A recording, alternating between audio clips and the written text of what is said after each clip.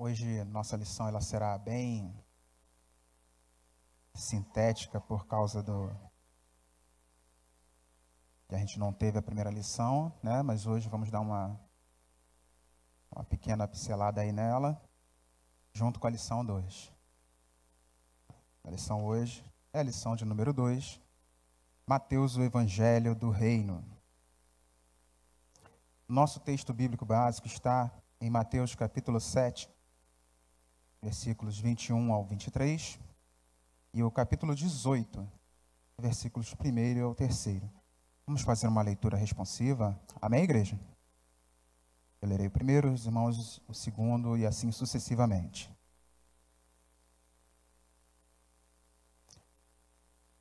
Mateus 7, 21. Nem todo o que me diz, Senhor, Senhor, entrará no reino dos céus, mas aquele que faz a vontade de meu Pai que está nos céus.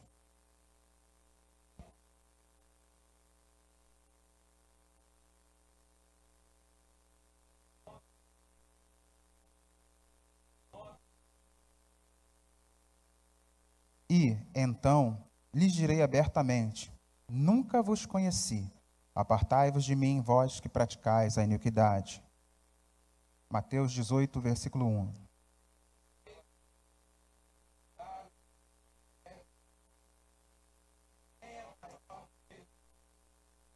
E Jesus, chamando uma criança, a pôs no meio deles.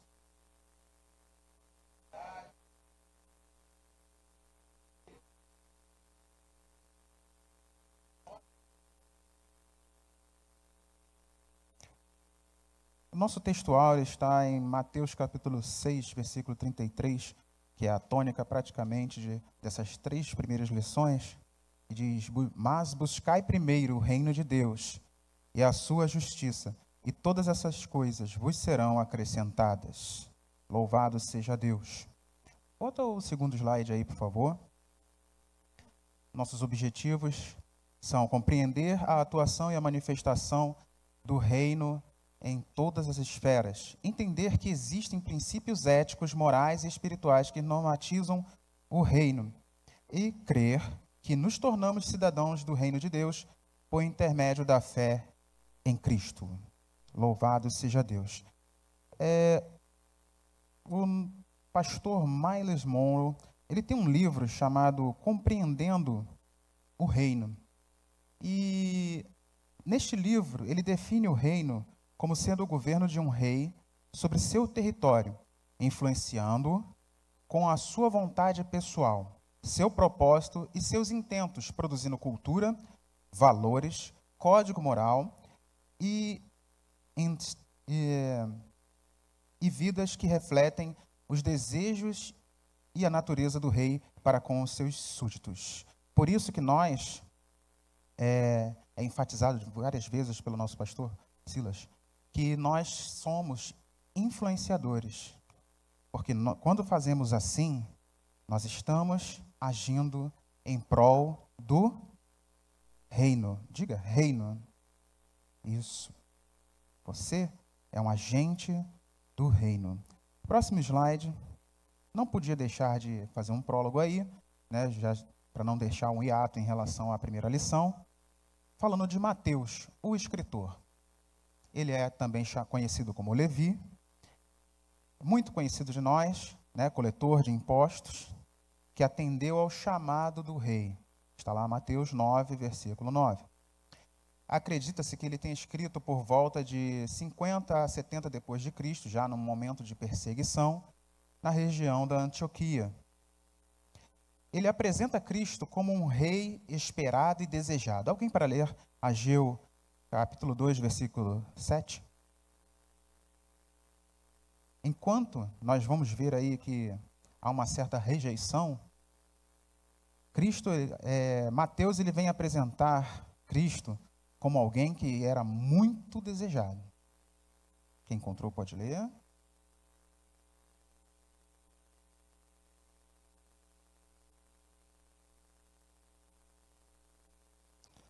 Ageu 2:7. Pega Mateus e vem voltando aí ao Antigo Testamento.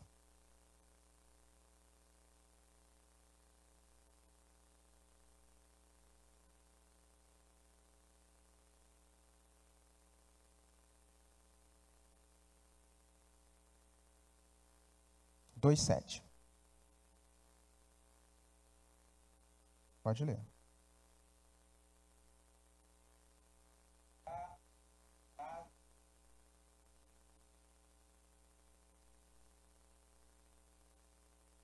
Encherei esta casa de...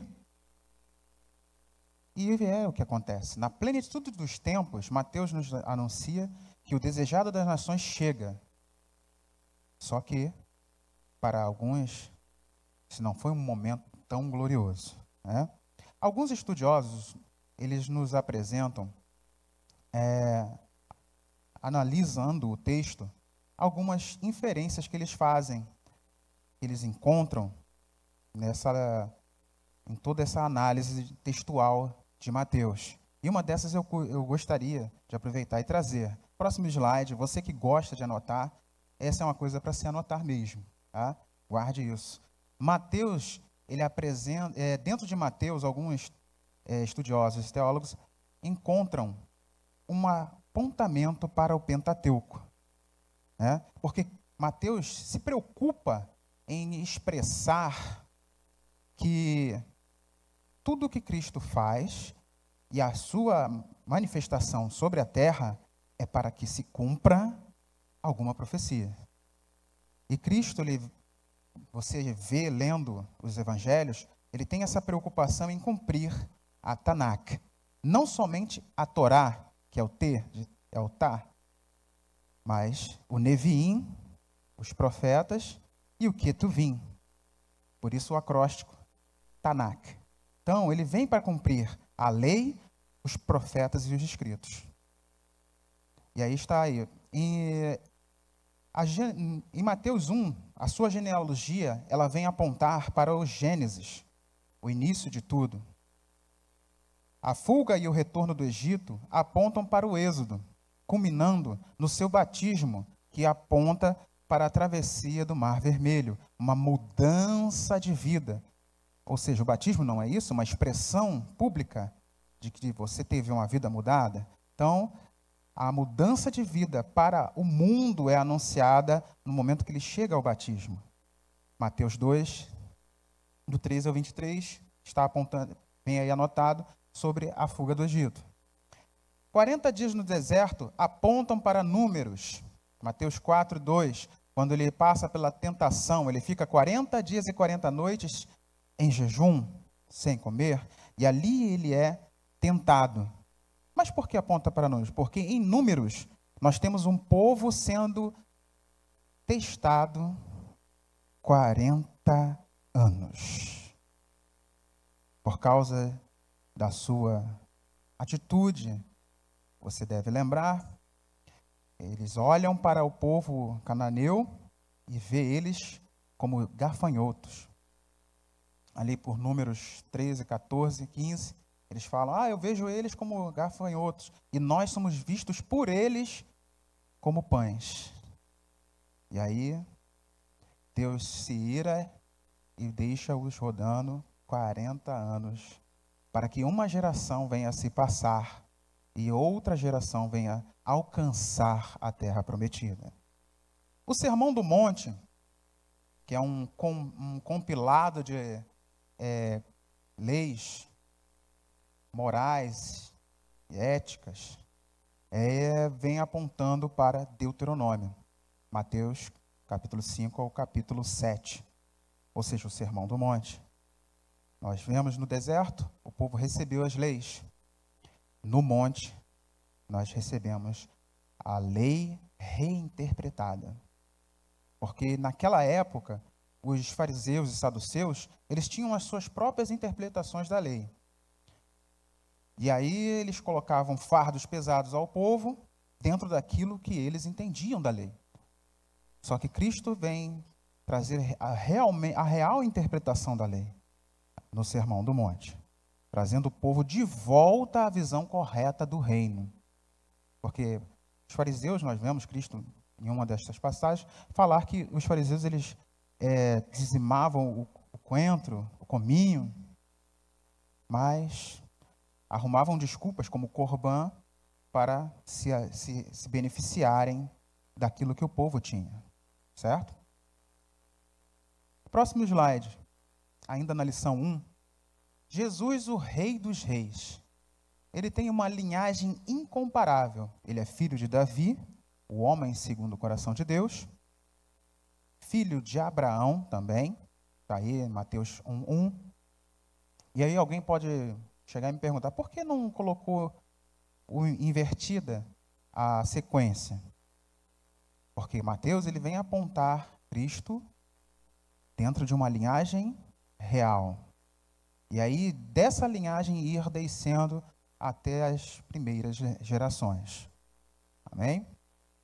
E nós temos aí 4 ascendentes improváveis. No versículo 3, Tamar, que ia ser apedrejada por estar grávida, né? Mesmo sendo viúva. Raabe, a prostituta, já por ser quem é, não deveria, né? Diante dos olhos humanos, diante do que nós sabemos sobre, entendemos sobre linhagem real, Raabe não deveria estar aí. Ruth, que é moabita, e Batseba, essa, né, a mulher de Urias. Ele fala aí no texto, no versículo 6, a mulher de Urias. Então, é outro ascendente improvável de Jesus. Mas o que nós podemos tirar disso aqui? Naquela época, as mulheres tinham uma posição muito favorável. Certo, mulheres? Sim ou não? Sim ou não? Não. As mulheres chegavam ao nível de um objeto. E aqui, já na linhagem real, nós temos a colocação da mulher em uma postura, em uma posição, digo, de evidência. Uma posição correta. Valor. Já vemos valor aqui. Temos aí como arauto, no slide, João Batista, porque todo rei, quando ele chega a um outro reino, ele tem alguém para anunciar a sua chegada. Este é o arauto. E olha só que interessante. João Batista, ele é o arauto. Ele anuncia a chegada do rei. E o que acontece com João Batista quando ele começa a anunciar que é chegado o reino dos céus? Ó. Ele é? Pode falar, ele é? Pois é preso, depois, perde a cabeça. Você sabe o que significa isso? Quando você mata o arauto ou um embaixador, você está declarando guerra ao reino que está sendo anunciado. Já na chegada, Jesus recebe já a primeira declaração de guerra. Ele não sabia? Sabia a guerra que iria enfrentar. Então, João Batista, Mateus 3:2. No terceiro ponto aí, nascido rei desde a eternidade, Mateus 2:2. Ele é declarado rei em sua morte. Mateus 27:37. Estava inscrito em hebraico, aramaico e romano, né? Jesus, rei de quem, igreja? Dos judeus. Rei dos judeus. Ou seja, ele já é declarado até por quem não é do povo de Israel. O próprio Pilatos, ele ordena que coloque lá a placa. Aquilo que foi colocado como uma forma de escárnio, na verdade, estava declarando para o mundo quem realmente Cristo era. O rei dos judeus, o rei dos reis. E ressuscitou como rei universal. Alguém para ler Mateus 28:18? Esse aí já é mais fácil, né? A gente começa com uma referência mais pesada, mais difícil. Agora tem uma referência mais facinha aí. Mateus 28:18. Jesus declarado Rei universal.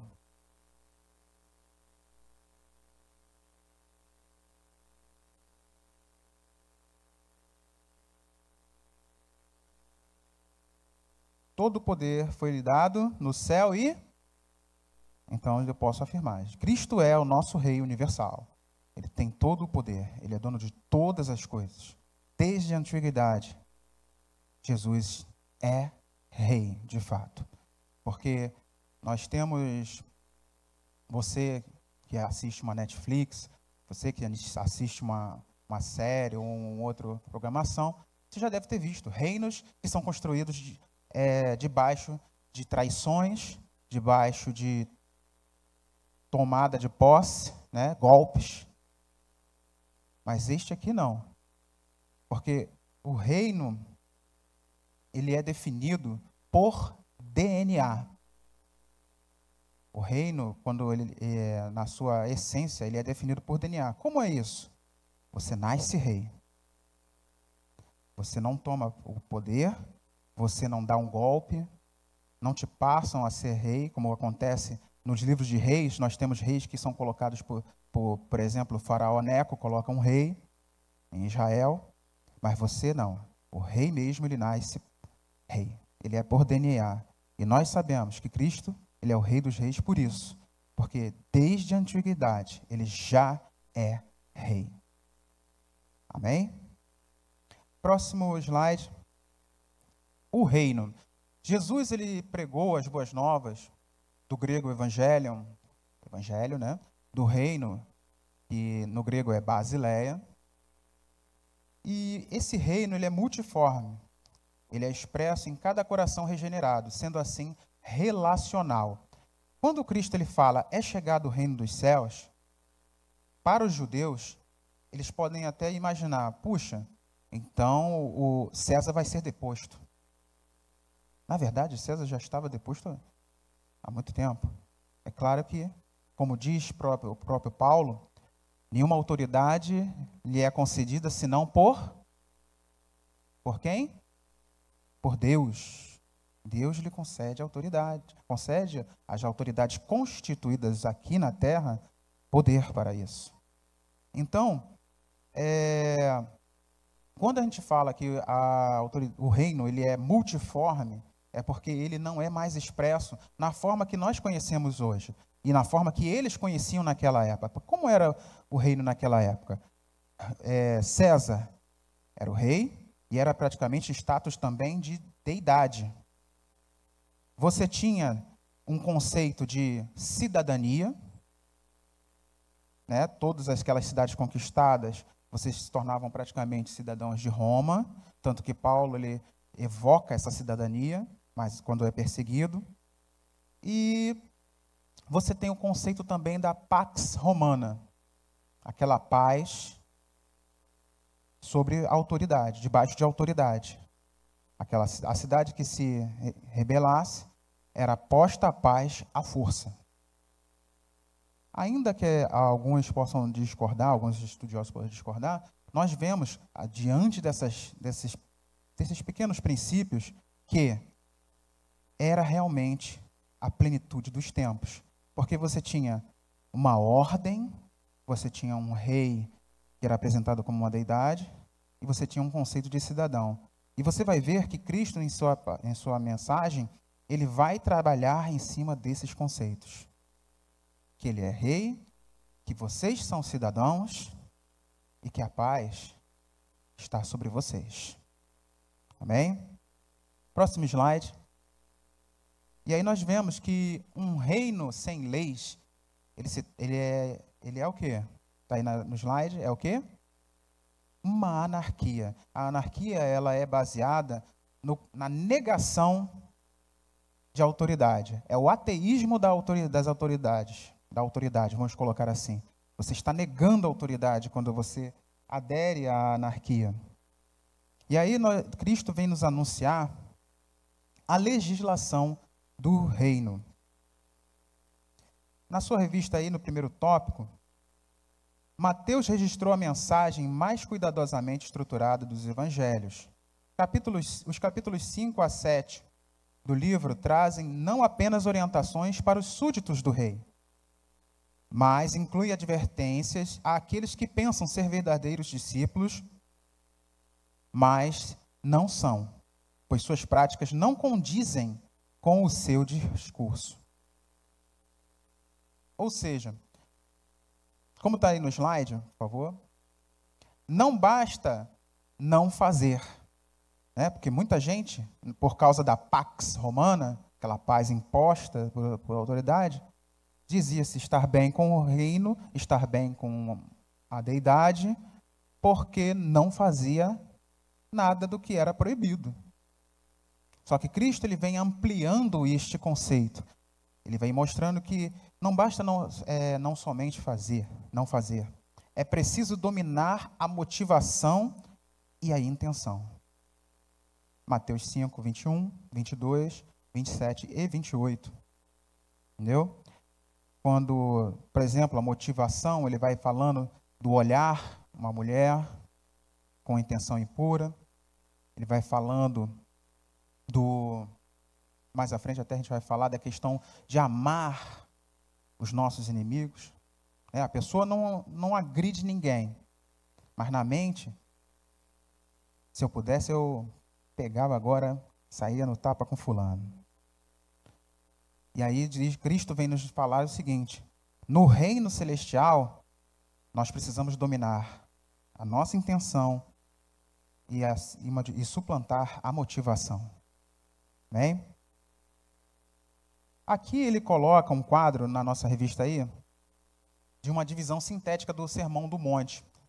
Ele tem a introdução, em Mateus 5, do 1 ao 2, as bem-aventuranças ou o caráter do cidadão do reino, versículos 5 ao 16, 3 ao 16, a conduta do cidadão do reino diante da lei, versículos 17 ao 48, e a conduta do cidadão do reino em relação a Deus, capítulo 6, do versículo 1 ao 34, e a conduta do cidadão do reino diante dos valores da vida, capítulo 7, versículos 1 a 29. No nosso trimestre passado, eu lembro que eu cheguei a falar um pouco sobre essa questão aqui, da ética e da moral. Aqui, Cristo ele veio para nos reinterpretar, ressignificar a lei. E aí ele trabalha em cima também desse conceito que foi implantado pelo helenismo, que é a ação grega na cultura romana, que é o ethos, que é igual a morada, refúgio, habitat, e morales, relativo a costumes.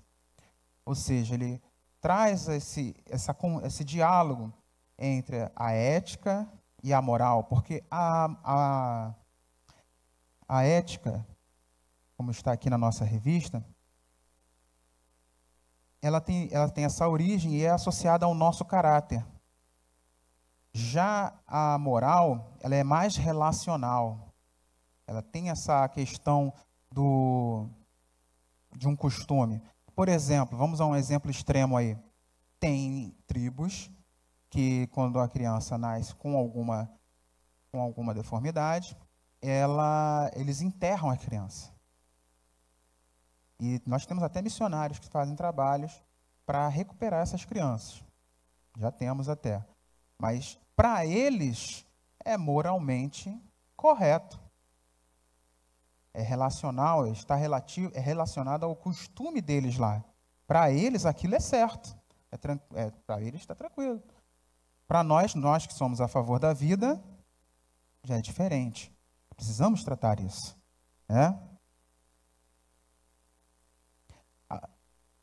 Em outras palavras, significa dizer que, enquanto a ética diz respeito ao comportamento pessoal, a moral atrela-se ao comportamento social, que é o que eu falei agora da tribo indígena, exercido na coletividade. A coletividade entende aquele posicionamento como correto, como normal, e aí valida aquilo, porque nós, seres humanos, somos seres relacionais, e nós costumamos buscar algum tipo de validação. Você presta muita atenção, a pessoa está conversando com você alguma coisa. Puxa, Rubens, é certo, né, que eu posso ter um valor X acumulado. E aí ele vai falar, e aí já aquela validação eu já vou partir para aquela ação. É muito comum. no ser humano. Isso já é da psique humana. O nosso comentarista traz aí, tópico 1.1.1, a ética ilumina a conduta moral. Para aquilo que muitos consideram estar no campo da decisão moral, é a ética pessoal quem dita o comportamento na realidade. Por exemplo, em alguns países onde o aborto é questão moral, normatizada pela lei, é a ética, caráter individual, quem determina sua prática ou não. Eu já citei algumas vezes aqui, principalmente em palavras de oferta, que a AVEC, a Associação Vitória em Cristo, ela tem um trabalho que valoriza as mulheres que estão mais vulneráveis em relação a essa questão de abortar ou não. O que eles fazem? Eles vão de encontro às meninas que têm uma gravidez indesejada, ou essa gravidez foi fruto de um estupro, e dão apoio a elas. Apoiam, trabalham com recursos, acolhem. E aí você tem a taxa de aborto, vertiginosamente indo embora. Ou seja, quando há um apoio, a tendência, principalmente no nosso caso aqui, o Brasil, por questões de caráter também e amor à vida, é que o aborto seja descartado, seja deixado de lado. Ainda que muitos venham defender essa questão do aborto legal, o aborto permitido por lei. Aí na sua revista, Mateus pode ser considerado o evangelho ético por excelência. No entanto, a ética apresentada por Jesus nesse livro não se restringe a uma lista de regras. Antes, diz respeito a fazer a vontade de Deus. Destaque-se, neste ponto, que a exigência central da lei de Deus é o amor ao próximo. Esse, aliás, é o cerne da missão de Cristo. Enquanto a ética e a moral do mundo dizem o que você me faz, faço a você, a ética e a moral do reino afirmam o que Deus tem feito por mim, farei a você. Essa é a tônica da ética do reino. Isso dentro das leis éticas e morais. Vamos então para as leis espirituais do reino.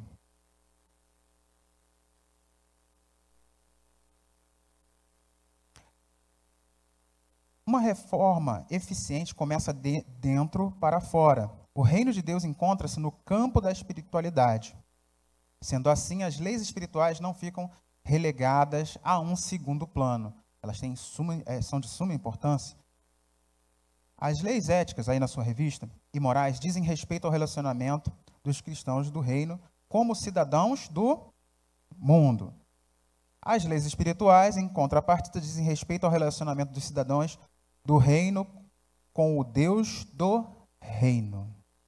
Ou seja, enquanto nós estamos na ética e moral, trabalhamos o relacionamento que nós chamamos de relacionamento horizontal, que é entre nós, as leis espirituais norteiam o nosso relacionamento com Deus, num relacionamento vertical, o homem e Deus. Aí no slide,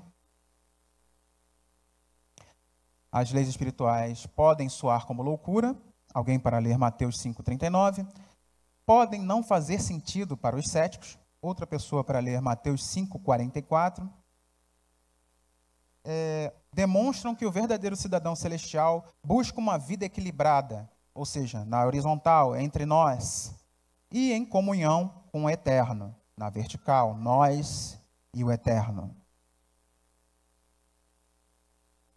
Quem encontrou pode ler Mateus 5,39 e o versículo 44.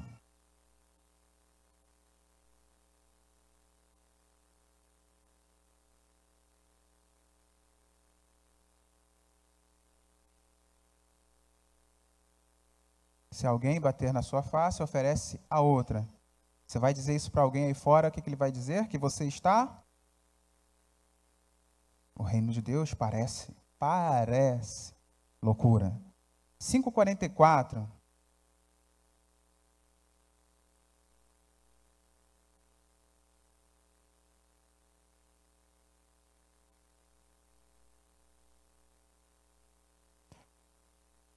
num reino, ou digo, num mundo como hoje, em que você vê pessoas querendo se devorarem por coisas pequenas, você ouvir para você amar o seu inimigo é de fazer alguém ranger os dentes aí fora. Não faz sentido para eles, mas nós que entendemos a ação do reino na terra, sabemos que faz completo sentido espiritual. Amém? Louvado seja Deus. Tópico 2 aí.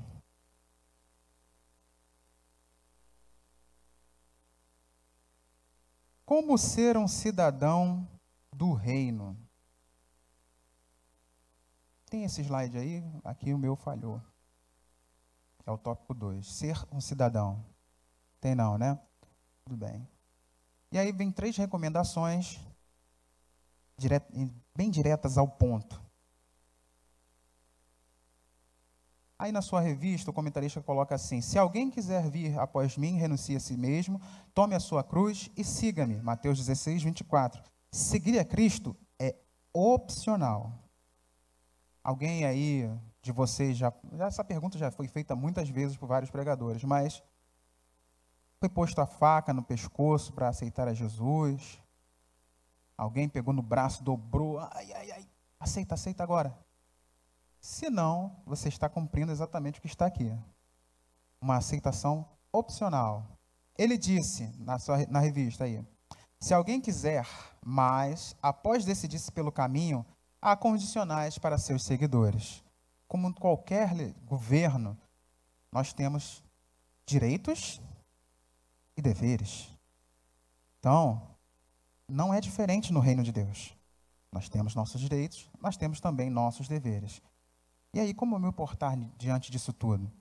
Renuncie-se a si mesmo. Cristo não nos chama para a afirmação do eu, mas para a sua renúncia.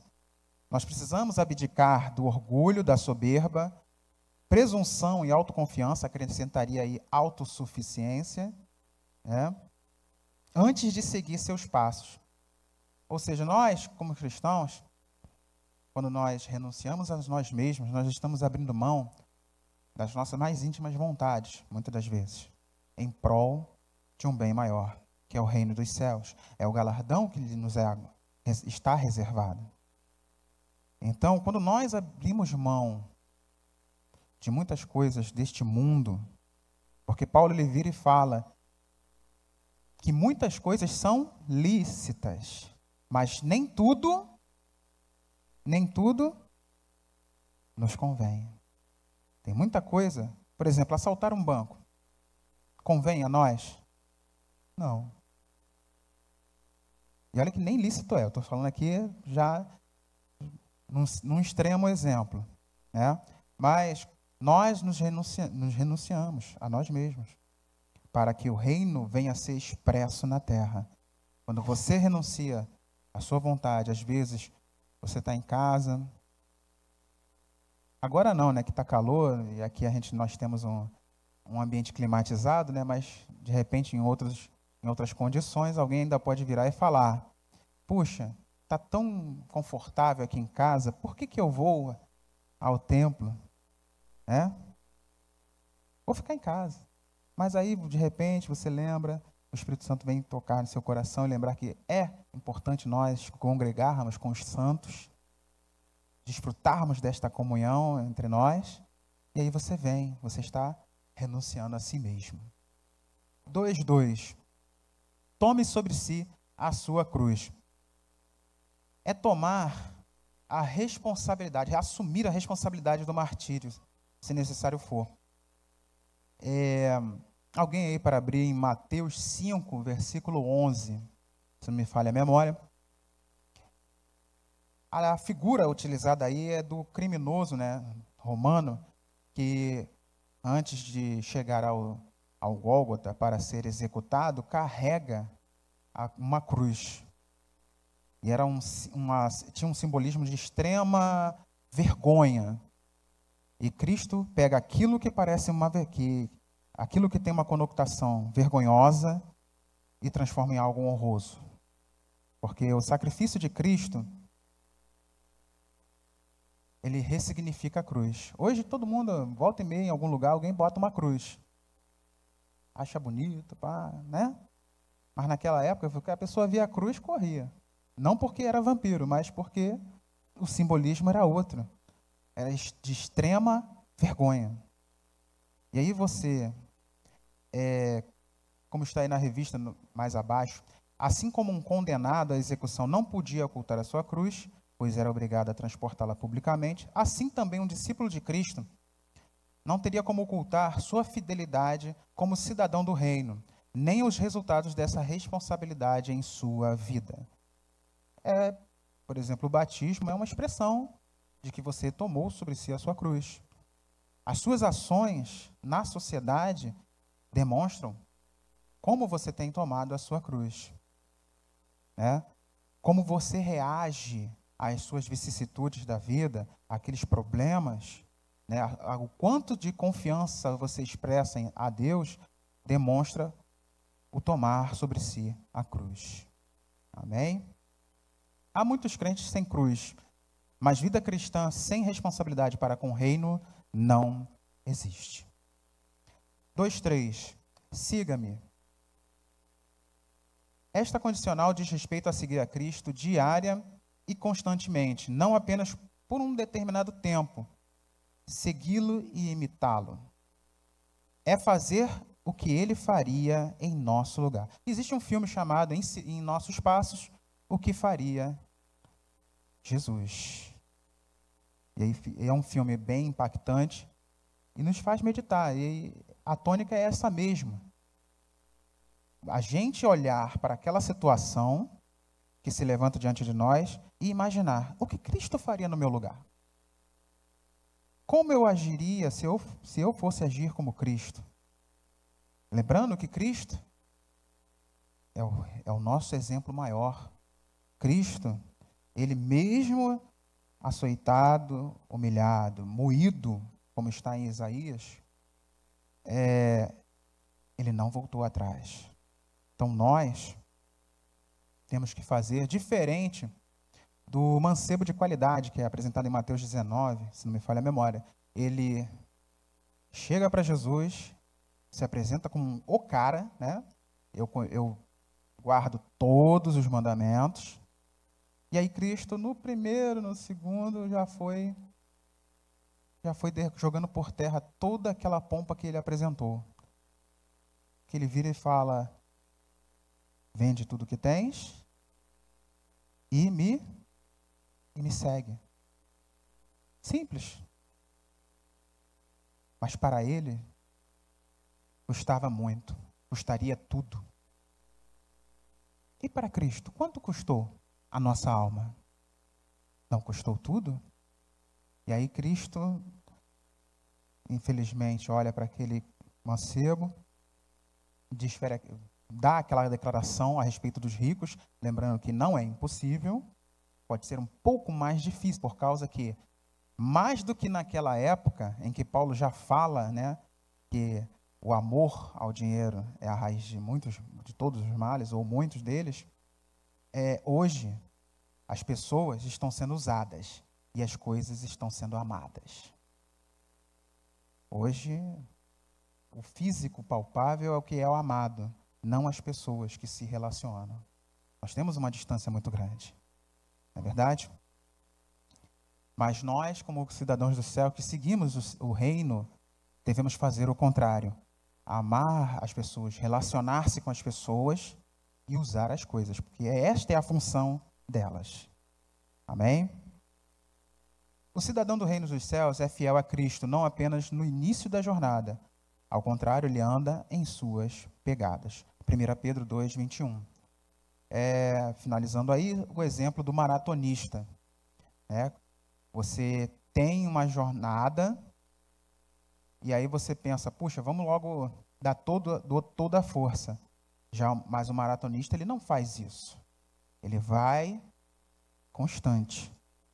Você vê, às vezes, por exemplo, uma São Silvestre, você vê que o cara vai lá num ritmo, de repente, mas bem próximo do final, ele pode dar aquela arrancada, mas o ritmo, ele é constante. E Paulo, ele nos recomenda, sede firmes e constantes, sempre abundantes. E o galardão está aguardando. Amém? Louvado seja Deus. Tópico 3. Um reino transcendente. Mateus 6,10, ele diz: venha o teu reino, seja feita a tua vontade, assim na terra como no... É bem conhecido, está na nossa oração, nós conhecemos como oração modelo, e ele expressa algumas verdades para nós a respeito do reino dos céus. Enquanto os reinos aqui na terra, eles são passageiros, efêmeros e locais, o reino celestial, ele é transcendente, ele vai além de quatro paredes, ele vai além de um território comum, ele vai além de uma continentalidade. Ele não está preso a essas amarras que nós temos físicas. Ele é um domínio universal, Mateus 5, 34, 35. E mesmo debaixo de governos humanos, o Rei Celestial opera em favor do seu povo na terra. Lembra do versículo que eu falei de Paulo? Sede sujeitos às autoridades, porque elas foram elas estão lá constituídas porque Deus o permitiu. Certo?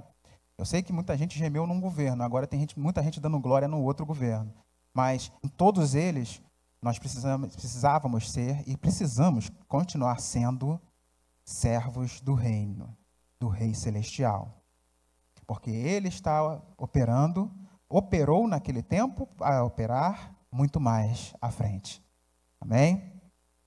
Sua presença é real, diferente dos reis que passaram, pois interage diretamente com a terra. Salmo 24:1, alguém para ler, por favor?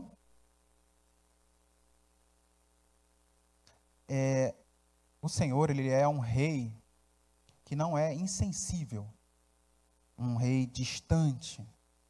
Ele está próximo, ele está acessível a qualquer um que o busque. Por este ano, nós estamos no ano de buscar mais a... Então, saiba, nesta manhã, o rei, ele está muito mais próximo do que muitos pensam. Ele está atento ao seu clamor. Salmo 24:1.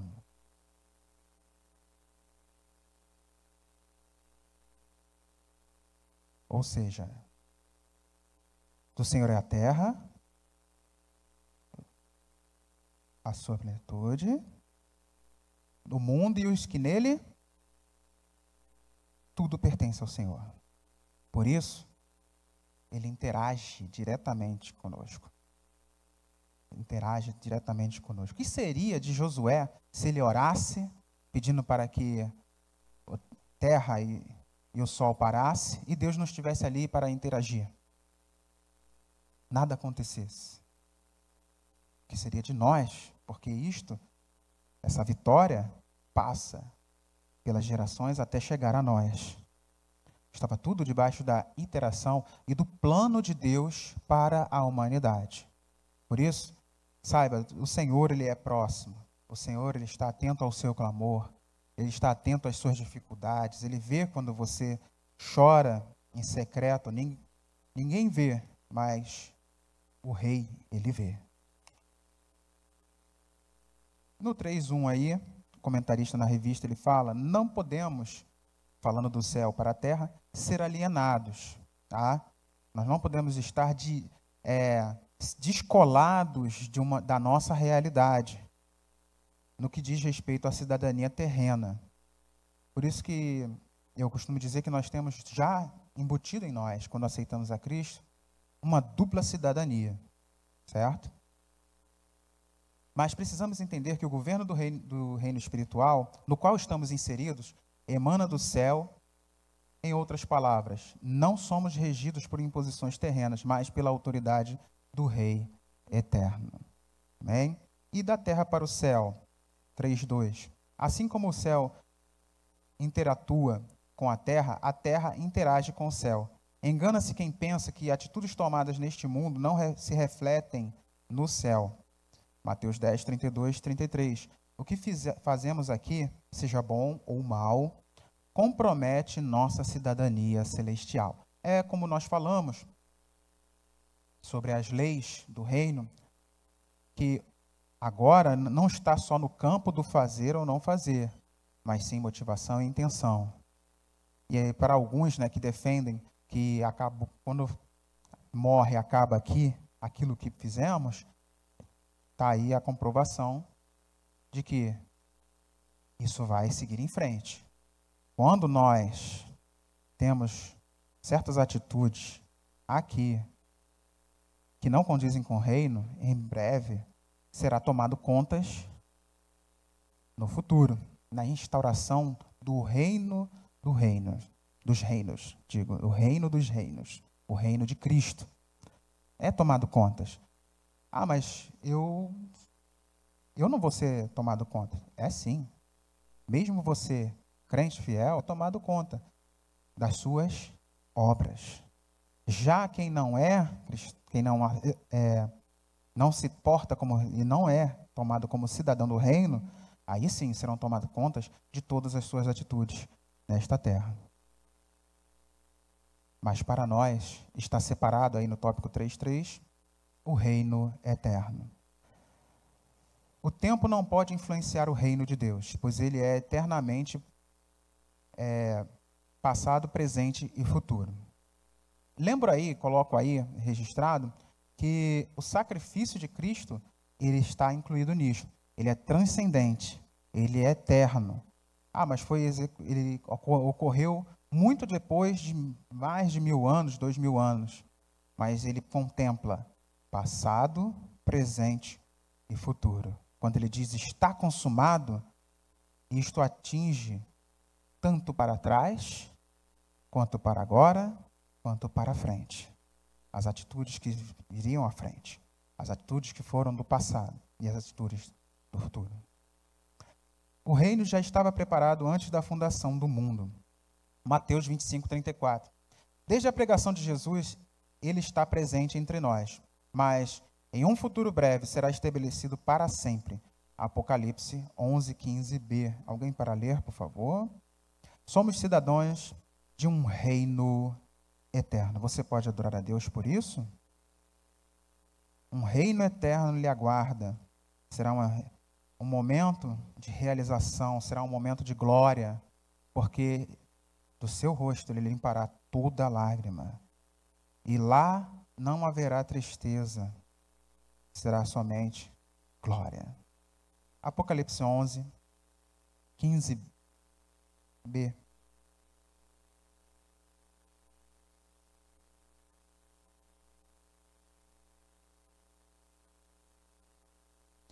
Ele reinará para todo, de eternidade em eternidade. O Senhor, ele reina. Reina sobre esta terra. Reina sobre o cosmos. Reina sobre todo o universo. E você é chamado embaixador deste reino.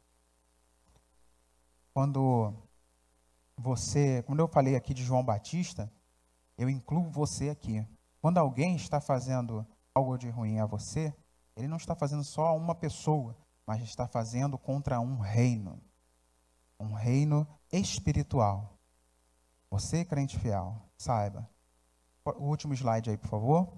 O reino de Deus, ele deve ser experimentado, vivido, não apenas transmitido e ensinado. Enquanto aguardamos o reino escatológico, sua essência deve ser levada a cabo no tempo presente. Você é rei. Você é sacerdote. Ah, por que você está dizendo isso? Porque Cristo, quando ele nos traz o Espírito Santo, quando ele nos traz o sacrifício vicário na cruz, ele traz também a adoção do Pai.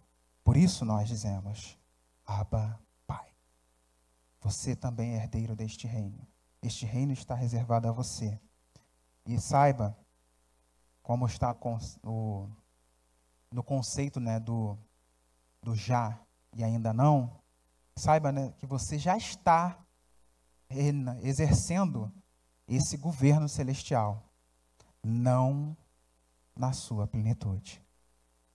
Eis que a plenitude virá. Saiba nesta manhã que você é embaixador do reino de Deus. Você deve exercer esta influência com maestria. Busque mais a Deus neste trimestre. Busque mais a Jesus. Me faz recordar aqui uma frase que devemos falar pouco de nós mesmos. Nada das outras pessoas, mas muito de Jesus. Fale de Jesus. Exponha Jesus. Traga Jesus aos corações, porque é nossa função também povoar este reino. Não devemos ser egoístas, porque Cristo não o foi quando ele veio há 2000 anos atrás, dizendo: é chegado o reino dos céus. Ponha-se de pé, aplauda ao Senhor, que Deus possa nos conceder.